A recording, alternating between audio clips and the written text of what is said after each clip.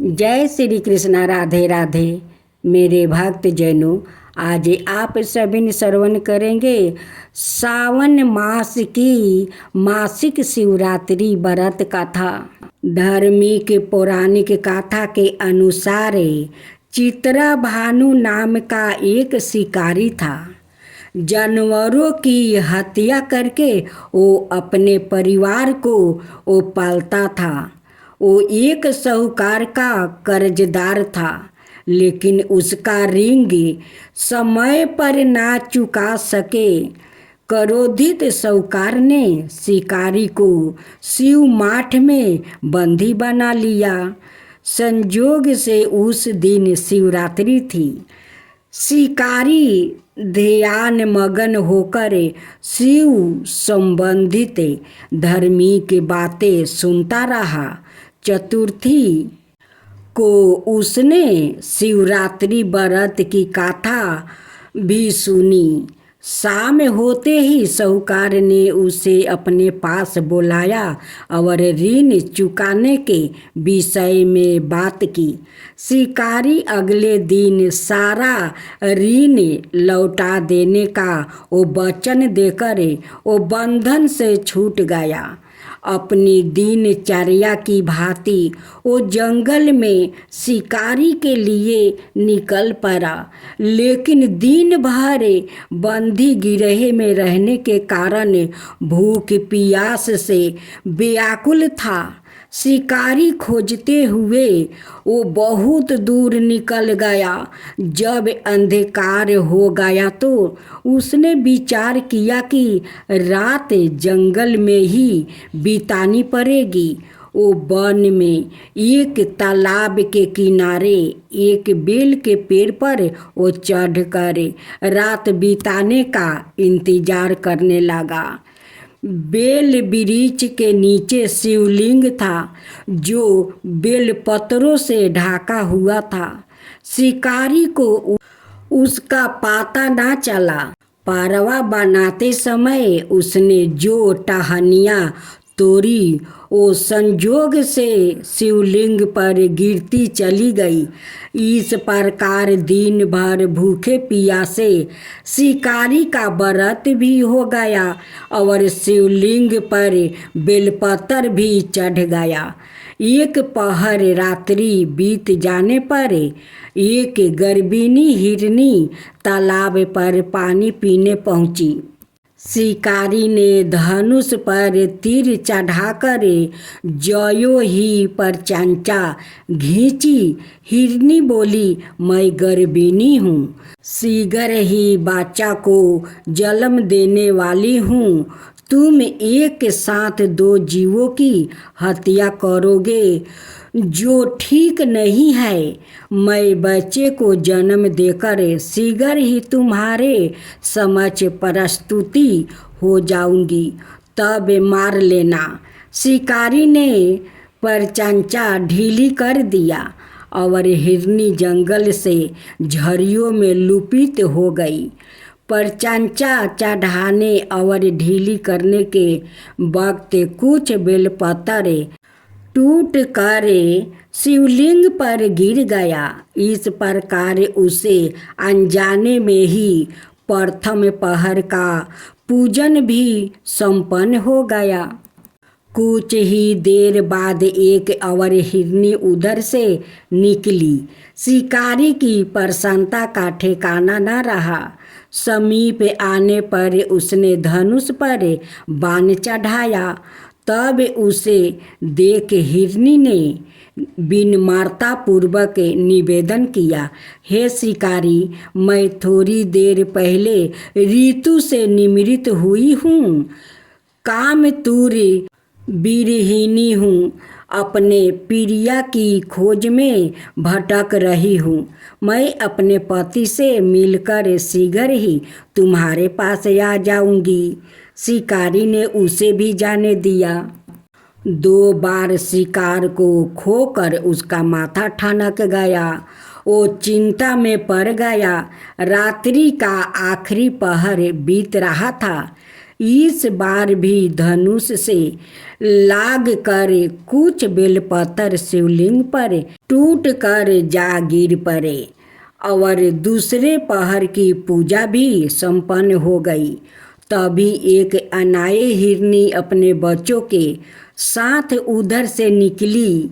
शिकारी के लिए यह सावानीर में अवसर था। उसने धनुष पर तीर चढ़ाने में देर नहीं लगाई।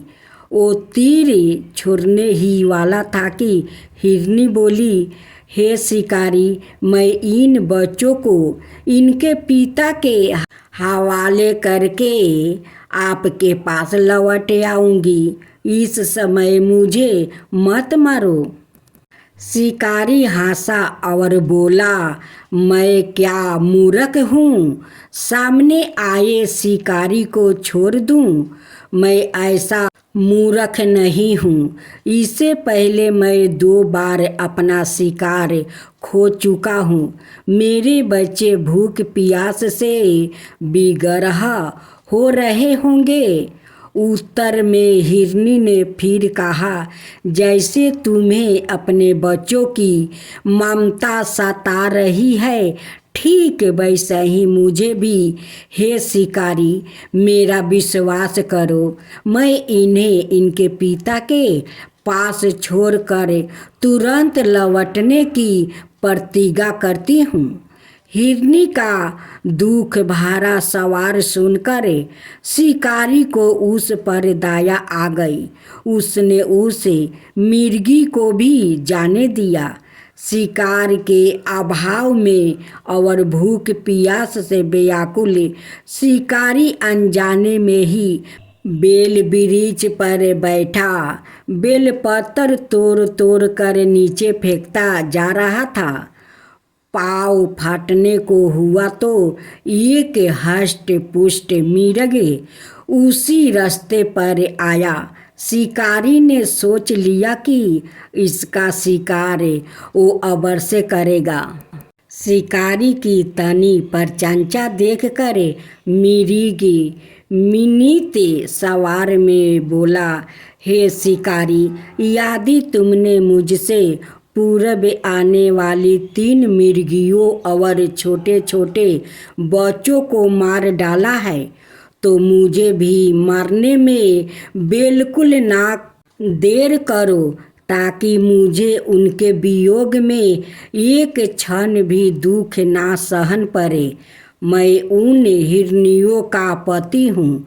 यदि तुमने उन्हें जीवन दान दिया है तो मुझे भी कुछ क्षण का जीवन देने की कृपा करो। मैं उनसे मिलकर तुम्हारे समक्ष उपस्थित हो जाऊंगा। मिर्ग की बात सुनते ही शिकारी के सामने पूरी रात का घटना चक्कर घूम गया। उसने सारी कथा मिर्ग को सुना दिया। तब मिर्ग ने कहा, मेरी 3 पत्नियां जिस प्रकार प्रतिज्ञाबद्ध होकर गई है, मेरी मृत्यु से अपने धर्म का पालन नहीं कर पाएगी। अतः जैसे तुमने उन्हें विश्वास पात्र मानकर छोड़ा है, वैसे ही मुझे भी जाने दो। मैं उन सबके साथ तुम्हारे सामने शीघ्र ही उपस्थित हो जाऊंगा। शिकारी ने उसे भी जाने दिया। इस प्रकार परात हो आई। उपवास, रात्रि जागरण और शिवलिंग पर बेलपत्र चढ़ाने से अनजाने में ही पर शिवरात्रि की पूजा पूर्ण हो गई। पर अनजाने में ही की हुई पूजा का परिणाम उसे तत्काल मिला। शिकारी का हिंसक हृदय निर्मल हो गया। उसमें भगवान का वास हो गया। थोड़ी ही देर बाद वो मिर्ग परिवार सहित शिकारी के समक्ष उपस्थित हो गया ताकि वो उनका शिकार कर सके।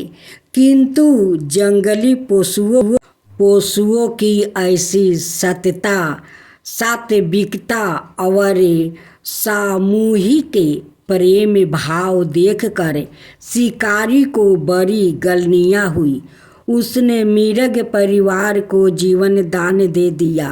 अनजाने में ही शिवरात्रि का व्रत का पालन करने पर शिकारी को मोक्ष और शिवलोक की प्राप्ति हुआ। तो बोलो भोलेनाथ की जय, माता पार्वती की जय। सोमवार व्रत कथा। धर्मपुर नगर में एक धनी ब्राह्मण देव रहता था। उनकी दूर दूर तक उसका जजमान फैला हुआ था। नगर में उस ब्राह्मण देव का सभी लोग मान सम्मान करते थे। इतना सब कुछ पाने पर भी ओ ब्राह्मण देव अंत मन से वो बहुत दुखी था, क्योंकि उस ब्राह्मण देव का कोई पुत्र नहीं था। दिन रात उसे एक ही चिंता सता रही थी। उसकी मृत्यु के बाद उसके इतना सारा धन दौलत महल को कौन संभालेगा। पुत्र पाने की इच्छा से ओ ब्राह्मण देव प्रति सोमवार का ओ भगवान शिव की व्रत पूजा किया करता था। संध्या काल को ब्राह्मण देव शिव मंदिर में जाकर भगवान शिव के सामने घी का दीपक जलाया करता था। उस ब्राह्मण देव की भक्ति देखकर एक दिन माता पार्वती ने भगवान शिव से कहा, हे प्राणनाथ, यह ब्राह्मण देव आपका सच्चा भक्त है। कितने दिनों से ये सोमवार का व्रत और पूजा नियमित कर रहा है। भगवान, आप इस ब्राह्मण देव की मनोकामना अवश्य पूर्ण करो। भगवान शिव ने मुस्कुराते हुए कहा, हे पार्वती, इस संसार में सबको इसके कर्मों के अनुसार फल की प्राप्ति होती है। प्राणी जैसा कर्म करते हैं उन्हें वैसा ही फल प्राप्ति होता है। इसके बावजूद पार्वती जी नहीं मानी। उन्होंने आग्रह करते हुए कहा, नहीं प्राणनाथ, आपको इस ब्राह्मण देव की इच्छा पूरी करनी ही पड़ेगी। यह आपका अनाय भक्त है। प्रति सोमवार का आपका विधिवत व्रत करता है और पूजा रचना के बाद आपको भोग लगाकर एक समय भोजन ग्रहण करता है। आपको इस ब्राह्मण देव को पुत्र प्राप्ति का वरदान देना ही होगा। पार्वती का इतना आग्रह देखकर भगवान शिव ने कहा, तुम्हारे आग्रह पर मैं इस ब्राह्मण देव को पुत्र प्राप्ति का वरदान देता हूँ, लेकिन इसका पुत्र 16 वर्ष से अधिक जीवित नहीं रहेगा। उसी रात भगवान शिव ने सपने में उस ब्राह्मण देव को दर्शन देकर उसे पुत्र प्राप्ति का वरदान दिया और उसके पुत्र का 16 वर्ष तक जीवित रहने की बात भी बताई। भगवान के वरदान से ब्राह्मण देव को खुशी तो हुई, लेकिन पुत्र की अल्पायु की चिंता ने उसे खुशी को नष्ट कर दिया। ब्राह्मण देव की पहले की तरह सोमवार का विधिवत व्रत करता रहा। कुछ महीने पश्चात उसके घर अति सुंदर पुत्र उत्पन्न हुआ। पुत्र जन्म से ब्राह्मण देव के घर में खुशियाँ भर गई। बहुत धूमधाम से पुत्र जन्म का समारोह मनाया गया। ब्राह्मण देव को पुत्र जन्म की अधिक खुशी नहीं हुई, क्योंकि उसे पुत्र की अल्पायु के रहस्य का पता था। यह रहस्य घर में किसी को नहीं मालूम था। विद्वान ब्राह्मण ने उस पुत्र का नाम अमर रखा। जब अमर 12 बरस का हुआ तो शिक्षा के लिए उसे बनारसी भेजने का निश्चय हुआ। ब्राह्मण देव ने अमर के मामा चंदन को बुलाया और कहा कि अमर को शिक्षा प्राप्ति करने के लिए बनारसी छोड़ाओ। अमर अपने मामा के साथ शिक्षा प्राप्ति करने के लिए चल दिया। रास्ते में जहाँ भी अमर और चंदन रात्रि विश्राम के लिए ठहरते वही जग करते और ब्राह्मणों को भोजन कराते थे। लंबी यात्रा के बाद अमर और चंदर एक नगर में पहुंच गया। उस नगर के राजा की कन्या का विवाह की खुशियों में पूरे नगर को सजाया गया था। निश्चय समय पर बारात आ गई, लेकिन वर का पिता अपने बेटे के एक आंख से काने होने के कारण वो बहुत चिंतित था। उसे एक बात का भय सता रहा था कि राजा को इस बात का पता चलने पर कहीं वो विवाह से इनकार ना कर दे, इससे उसकी बदनामी होगी। वर के पिता ने अमर को देखा तो उसके मस्तक में एक विचार आया। उसने सोचा क्यों ना इस लड़के को दूल्हा बनाकर राजकुमारी से विवाह करवा दूं और राजकुमारी को अपने नगर में ले जाऊंगा। वर के पिता ने इसी संबंध में अमर और चंदर से बात की। चंदर ने धन मिलने के लालच में वर के पिता की बात स्वीकार कर लिया। अमर को दूल्हे के वस्तु पहनाकर राजकुमारी चंद्रिका से विवाह करवा दिया गया। राजा ने बहुत सा धन देकर राजकुमारी को विदा किया। अमर जब लौट रहा था तो सच नहीं छिपा सका और उसने राजकुमारी की ओढ़नी पर लिख दिया, राजकुमारी चंद्रिका, तुम्हारी विवाह तो मेरे साथ हुआ है। मैं तो बनारसी में शिक्षा प्राप्ति करने जा रहा हूँ। अब तुम्हें जिस लड़का की पत्नी बनना पड़ेगा वो काना है। जब राजकुमारी ने अपनी ओढ़नी पर लिखा हुआ पढ़ा तो उसने काने लड़के के साथ जाने से इनकार कर दिया। राजा ने सब बातें जानकर राजकुमारी को महल में रख लिया। उधर अमर अपने मामा चंदर के साथ बनारसी पहुंच गया। अमर ने गुरुकुल में पढ़ना शुरू कर दिया। जब अमर की आयु 16 बरस पूरी हुई तो उसने एक यज्ञ किया। यज्ञ की समाप्ति पर ब्राह्मणों को भोजन करवाया और खूब अन्न वस्तु दान किया। रात को अमर अपने शयन कक्ष में सो गया। शिव के वरदान के अनुसार शयन अवस्था में ही अमर का प्राण निकल गया। सूर्योदय पर मामा अमर को मृत्यु देखकर रोने पीटने लगा। आसपास के लोग भी इकट्ठा होकर दुख प्रकट करने लगा। मामा के रोने विलाप करने के सवारे समीप से गुजरते हुए भगवान शिव और माता पार्वती ने भी सुने। पार्वती जी ने भगवान से कहा, प्राणनाथ, मुझसे इसका रोने के सवार सहन नहीं हो रहा है। आप इस व्याकुल के कष्ट अवश्य दूर करिए।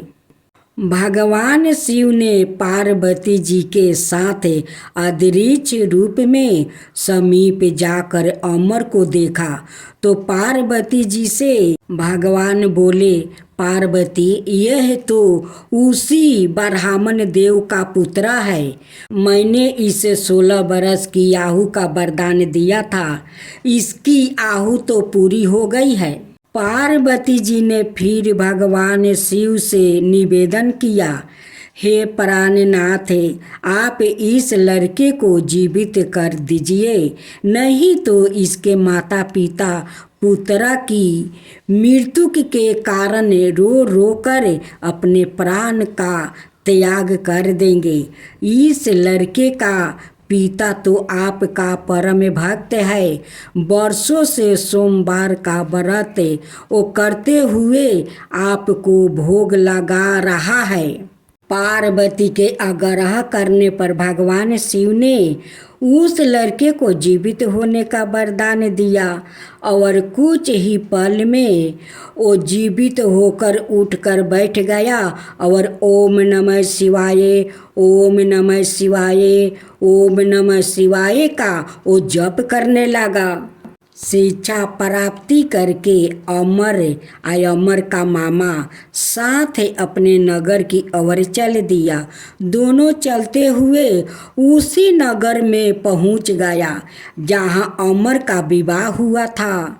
उस नगर में भी अमर ने यज्ञ का आयोजन किया। समीप से गुजरते हुए नगर के राजा ने यज्ञ का आयोजन देखा। राजा ने अमर को तुरंत पहचान लिया।